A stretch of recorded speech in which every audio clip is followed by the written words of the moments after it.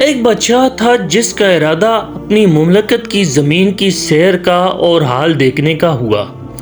اس کے لیے شاہانہ جوڑا منگایا گیا۔ ایک جوڑا لایا گیا، وہ پسند نہ آیا، پھر دوسرا منگایا گیا۔ بس بار بار کے بعد نہایت پسندیدہ جوڑا پہن کر سواری منگائی گئی۔ ایک عمدہ گھوڑا لایا گیا، پسند نہ آیا، اس کو واپس کر کے دوسرا پھر تیسرا منگایا۔ جب وہ بھی پسند نہ آیا تو سب گھوڑے سامنے لائے گئے۔ ان میں سے بہترین گھوڑے پر سوار ہوا۔ شیطان مردود نے اس وقت اور بھی نخوت ناک میں پھونک دی۔ نہایت تکبر سے سوار ہوا۔ پیادہ اور گھڑ سوار فوج اس کے ساتھ چلے، مگر بڑائی اور تکبر سے بادشاہ ان کی طرف دیکھنا بھی گوارا نہ کرتا تھا۔ راستے میں چلتے چلتے ایک شخص نہایت خستہ حال پرانے کپڑوں میں ملا۔ اس نے سلام کیا، پر بادشاہ نے التفات بھی نہ کیا۔ اس خستہ حال آدمی نے ایک گھوڑے کی لگام پکڑ لی۔ بادشاہ نے اس کو ڈانٹا کہ لگام چھوڑ، اتنی بڑی جرأت کرتا ہے۔ اس نے کہا، مجھے تجھ سے ایک کام ہے۔ بادشاہ نے کہا، اچھا صبر کر، جب میں سواری سے اتروں گا اس وقت کہہ لینا۔ اس نے کہا، نہیں، ابھی کہنا ہے، اور یہ کہہ کر زبردستی لگام چھین لی۔ اس نے کہا، بہت راز کی بات ہے، کان میں کہنی ہے۔ بادشاہ نے کان اس کے قریب کر دیا۔ اس نے کہا، میں ملک الموت ہوں، تیری جان لینا ہے۔ یہ سن کر بادشاہ کا چہرہ فک ہو گیا اور زبان لڑکھڑا گئی۔ پھر کہنے لگا، اچھا مجھے اتنی مہلت دے دے کہ میں گھر جا کر کچھ اپنے سامان کا نظم کر دوں، گھر والوں سے ملاقات کر لوں۔ فرشتے نے کہا کہ بالکل مہلت نہیں ہے، اب تو اپنے گھر کو اور سامان کو کبھی نہیں دیکھ سکے گا۔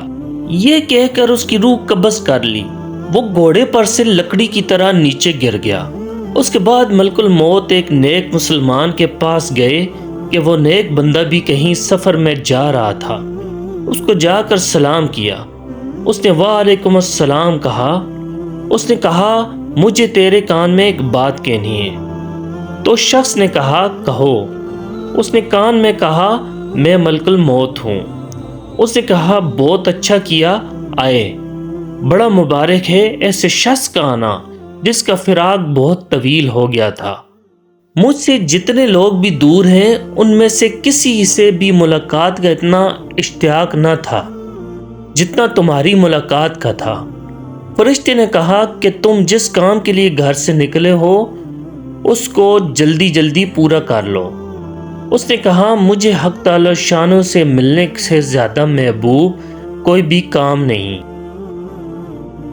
فرشتے نے کہا کہ تم جس حالت پر مرنا اپنے لیے پسند کرتے ہو میں اسی حالت میں جان قبض کروں گا۔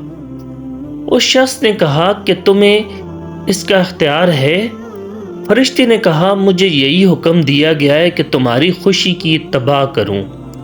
اس شخص نے کہا کہ اچھا تو مجھے وضو کر کے نماز پڑھنے دو، اور جب میں سجدہ میں جاؤں تو میری روح قبض کر لینا۔